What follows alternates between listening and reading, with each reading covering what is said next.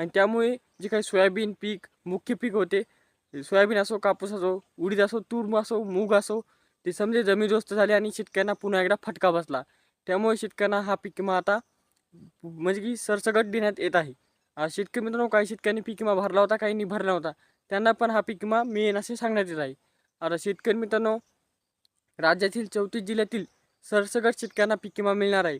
तर हा पीक विमा हेक्टरी 17,500 या दरम्यान मिळणार आहे. त्याचबरोबर ह्या पीक विम्यासाठी तुम्हाला हे 2 कामं करणे अत्यंत आवश्यक आहे.